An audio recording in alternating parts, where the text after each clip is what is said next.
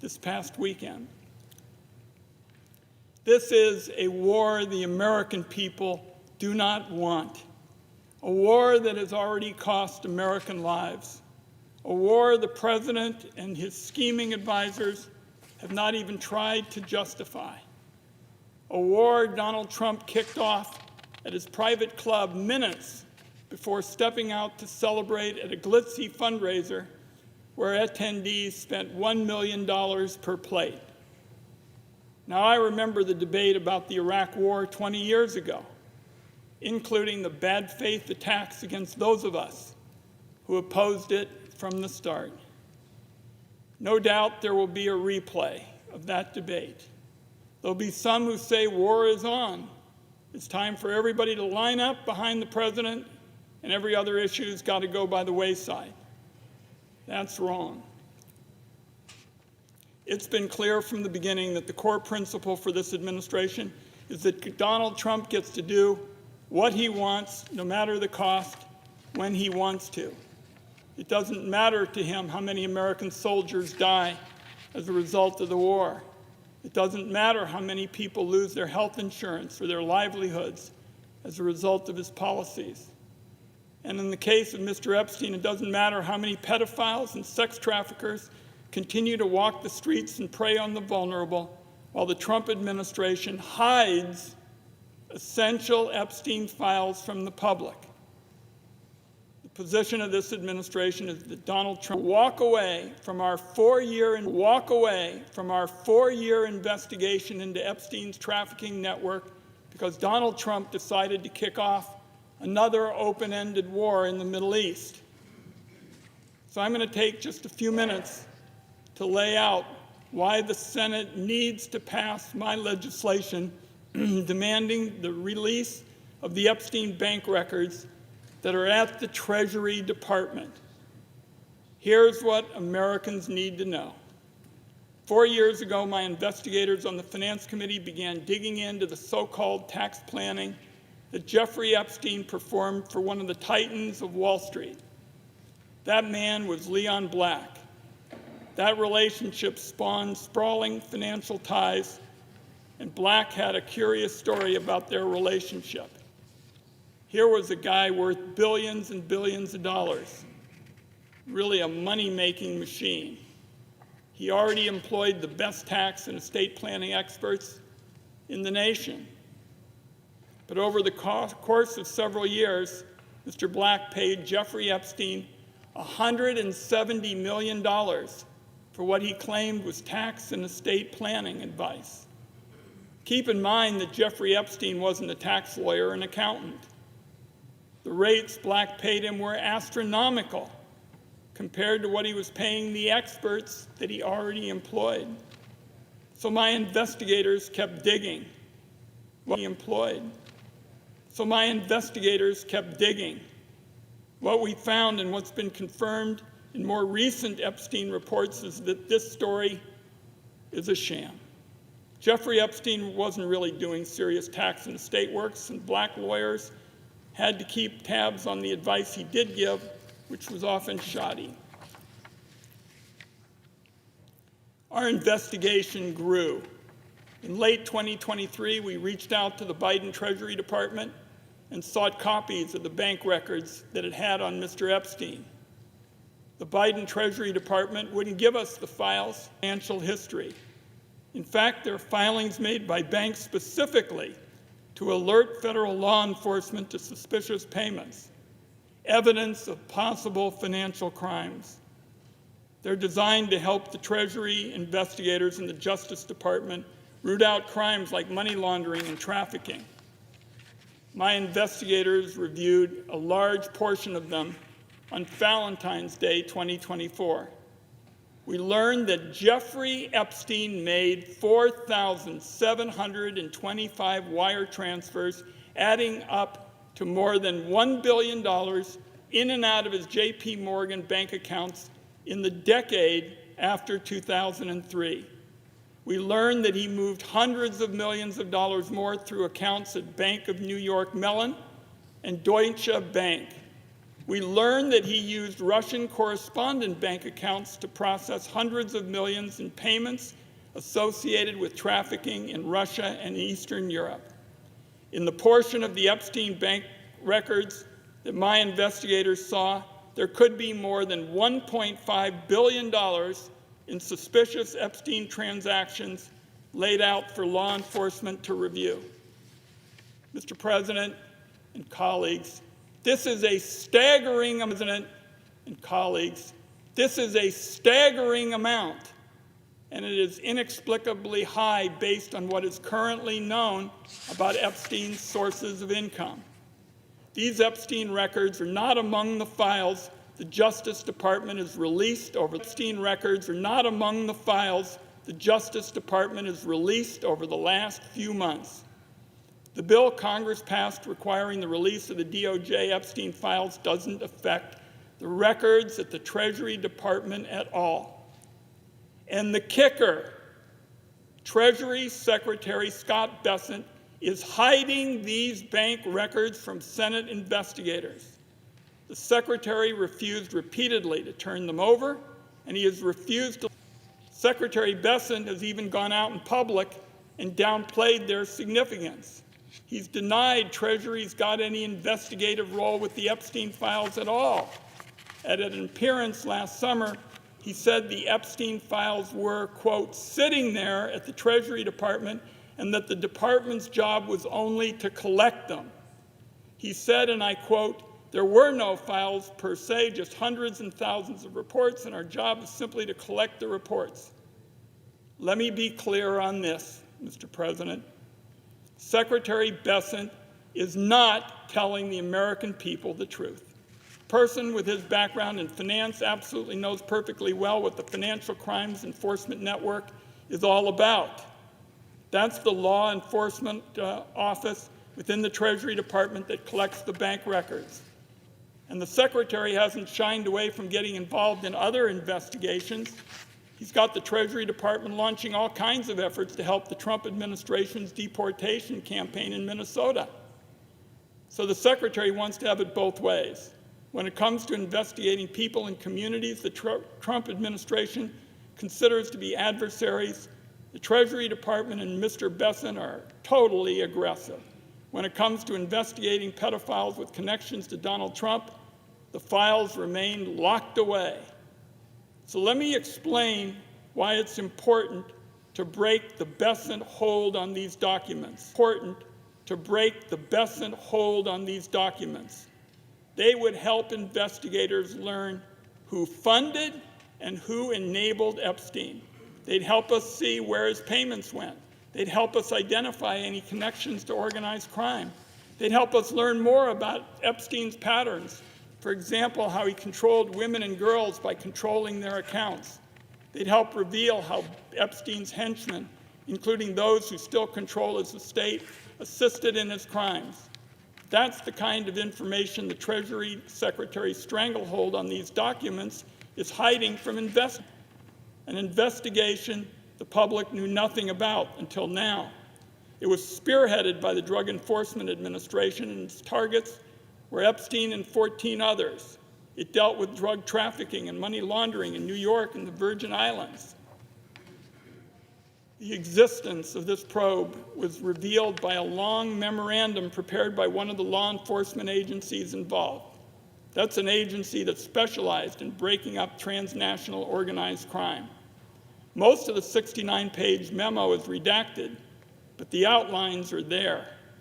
This was a major investigation that began in 2010 and ran at least into 2015. So now I'm working on obtaining an unredacted copy of this memorandum from the Drug Enforcement Agency. There's no reason for the Trump administration to withhold it.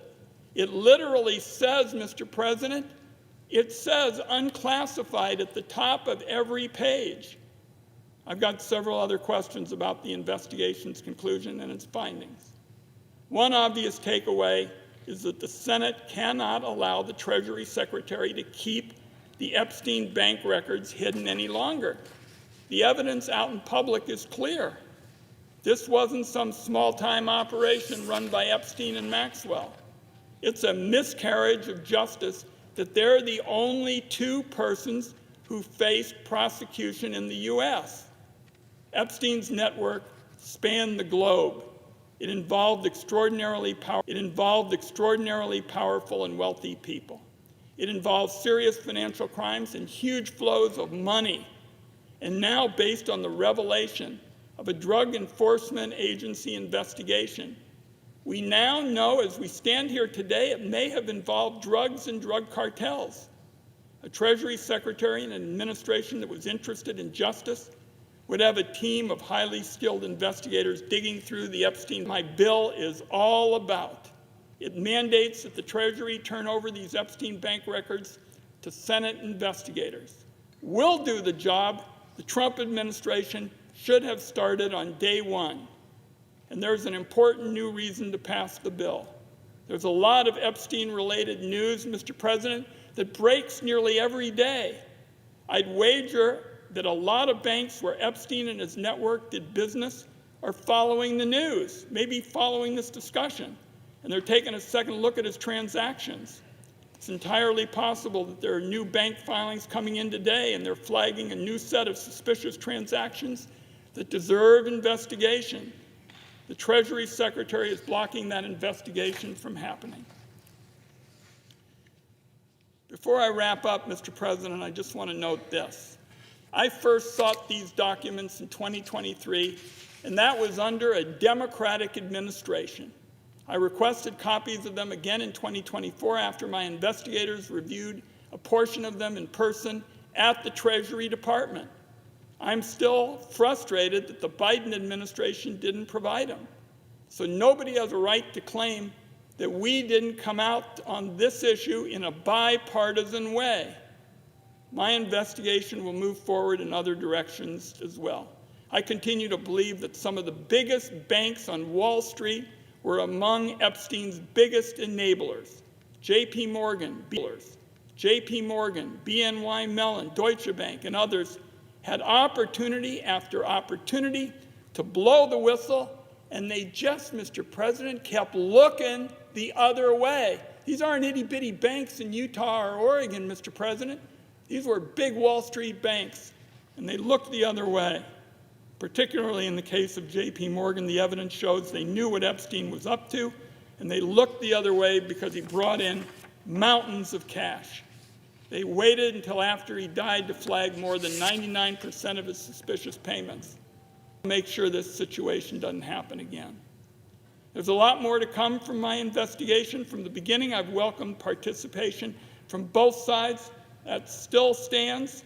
And my colleagues here in the Senate, Democrats and Republicans, know that my door is open to all of them. We're going to stay at it until we have all the facts because they're not blue and red. And then I'm going to have a major reform effort so the Wall Street banks can never, never, never hurt the American people the way they have by handling the Epstein investigation.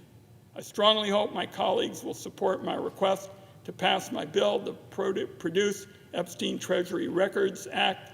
There is no excuse for the Secretary of Treasury to continue blocking our access to the Epstein bank records.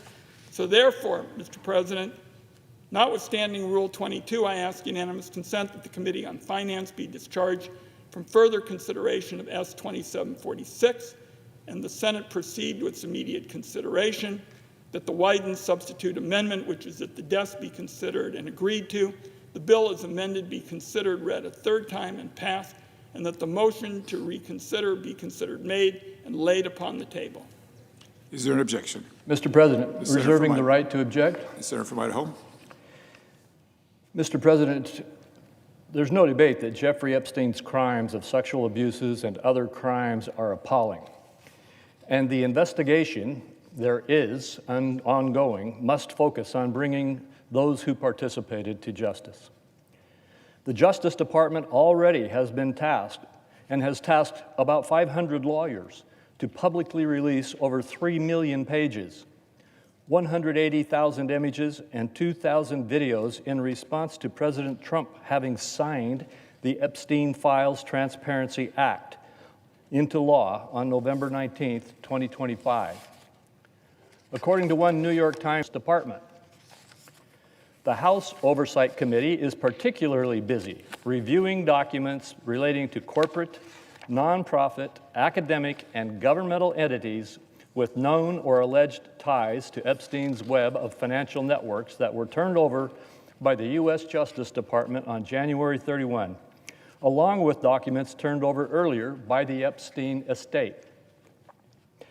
The House Oversight Committee also specifically requested these Treasury documents that have been talked about here today from the Department of Treasury and requested that the department provide all suspicious activities reports, or SARs, and accompanying material filed relating to the investigation and prosecution of Jeffrey Epstein for its independent review.